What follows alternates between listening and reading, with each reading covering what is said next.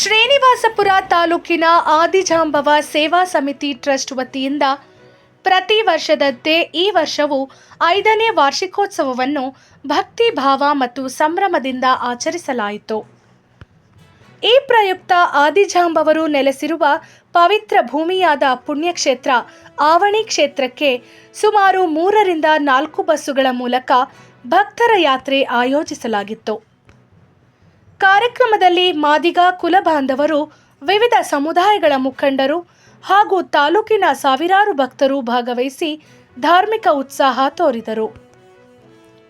ವಿಶೇಷವಾಗಿ ಮಹಿಳೆಯರು ಕಳಶಗಳನ್ನು ಹೊತ್ತು ಪಲ್ಲಕ್ಕಿ ಹಾಗೂ ರಥದೊಂದಿಗೆ ಭಕ್ತಿಪೂರ್ವಕವಾಗಿ ಮೆರವಣಿಗೆಯಲ್ಲಿ ಸಾಗಿದರು.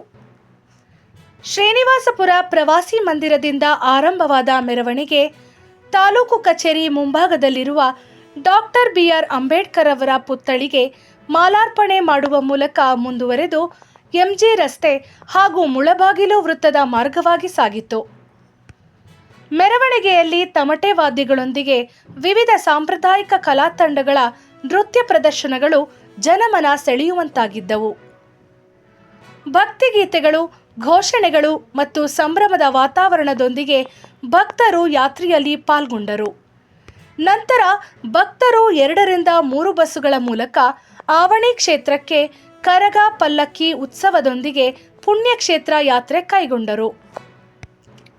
ಈ ಸಂದರ್ಭದಲ್ಲಿ ಟ್ರಸ್ಟ್ ಅಧ್ಯಕ್ಷ ಮುನಿಯಪ್ಪ ಮಾತನಾಡಿ, ಆದಿಜಾಂಬವರ ಪವಿತ್ರ ನೆಲೆಯೆಂದು ನಂಬಲಾಗಿರುವ ಆವಣಿ ಕ್ಷೇತ್ರಕ್ಕೆ ಭೇಟಿ ನೀಡಿ ಪೂರ್ವಜರು ಆಚರಿಸಿಕೊಂಡು ಬಂದ ಪರಂಪರೆ ಮತ್ತು ಭಕ್ತಿಭಾವವನ್ನು ಇಂದಿನ ತಲೆಮಾರಿಗೆ ತಲುಪಿಸುವ ಉದ್ದೇಶದಿಂದ ಈ ಯಾತ್ರೆ ಆಯೋಜಿಸಲಾಗಿದೆ ಎಂದು ತಿಳಿಸಿದರು. ಕಾರ್ಯಕ್ರಮದ ಯಶಸ್ಸಿಗೆ ಸಹಕರಿಸಿದ ಮಾಧ್ಯಮ ಮಿತ್ರರು ಹಾಗೂ ಸೂಕ್ತ ಭದ್ರತೆ ಒದಗಿಸಿದ ಪೊಲೀಸ್ ಇಲಾಖೆಗೆ ಟ್ರಸ್ಟ್ನ ಮುಖಂಡರು ಹೃತ್ಪೂರ್ವಕ ಧನ್ಯವಾದಗಳನ್ನು ಅರ್ಪಿಸಿದರು. ಈ ಧಾರ್ಮಿಕ ಯಾತ್ರೆ ಸಾಮಾಜಿಕ ಐಕ್ಯತೆ, ಧಾರ್ಮಿಕ ಶ್ರದ್ಧೆ ಮತ್ತು ಸಂಸ್ಕೃತಿಯ ಸಂಭ್ರಮಕ್ಕೆ ಜೀವಂತ ಸಾಕ್ಷಿಯಾಯಿತು. ಸೇವಾ ಟ್ರಸ್ಟಿಂದ ಇದು 5ನೇ ಬಾರಿಗೆ ನಾವು ಆವಣಿಗೆ ಹೋಗ್ತಾ ಇರೋದು. ನಮ್ಮ ಕುಲಬಾಂಧವರೆಲ್ಲ ಮಾದಿಗರ ಕುಲಬಾಂಧವರು ಒಟ್ಟಿಗೆ ಸೇರಿ ಇಡೀ ತಾಲೂಕು ಎಲ್ಲರೂ ಸೇರಿ ನಾವು ಯಾವಾಗಲೂ ಆವಣಿಗೆ ಹೋಗೋ ಪ್ರೋಗ್ರಾಮ್ ಮಾಡ್ಕೊತಾ ಇದ್ದೀವಿ. ಒಳ್ಳೆ ನಮ್ಮ ಈ ಕರಗಗಳು, ಇದು ಕಳಶಗಳು, ಪಲ್ಲಕ್ಕಿ ಎಲ್ಲ ಇದು ಕಟ್ಟೆಗಳು ಎಲ್ಲ ನಮ್ಮ ಜೊತೆಯಲ್ಲಿ ಇಟ್ಕೊಂಡು ನಾವು ಆವಣಿಗೆ ಹೋಗಿ ಪೂಜೆ ಸಲ್ಲಿಸ್ಕೊಂಡು ಆರಾಮಾಗಿ ಬರ್ತಾ ಇದ್ದೀವಿ.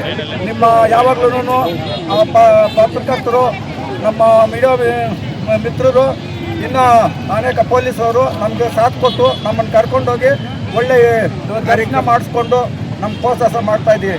5ನೇ ವರ್ಷ ಇದು ನಾವು ಮಾಡ್ತಾ ಇರೋದು. ಸರ್, ಏನು ಉದ್ದೇಶಕ್ಕೆ 5 ವರ್ಷದಿಂದ ಸತ್ತಾಗಿ ಹೋಗ್ತಾ ಇರೋದು? ನಮಗೆ 5 ವರ್ಷದಿಂದ ಏನು ಉದ್ದೇಶದಿಂದ ಅಂದರೆ, ಅಲ್ಲಿ ನಮ್ಮ ಕುಲಬಾಂಧವರು ಆದಿಜಾಂಬವಂತರು ನಿಂತಿರುವಂಥ ಜಾಗ ಆವಣಿಯಲ್ಲಿ ಈ ಭೂಮಿ ಹುಟ್ಟಿದಾಗ ಆಯಪ್ಪನು ಅಲ್ಲೇ ಪ್ರತಿಷ್ಠೆ ಆಗಿದ್ದಾನೆ. ಆವಾಗಿಂದ ನಮ್ಮ ಹಿರಿಯರೆಲ್ಲ ಅಲ್ಲೇ ಪೂಜೆ ಸಲ್ಲಿಸ್ಕೊಂಡು ಮಾಡ್ತಾಯಿದ್ರು ಸಾಂಪ್ರದಾಯಿಕವಾಗಿ. ಈಗ ನಮಗೆ ತಿಳಿದು 5 ವರ್ಷದಿಂದ ನಾವು ಅದೇ ಸಂಪ್ರದಾಯ ಪ್ರಕಾರ ನಾವು ಮಾಡ್ಕೊಂಡು ಬರ್ತಾ ಇದ್ದೀವಿ.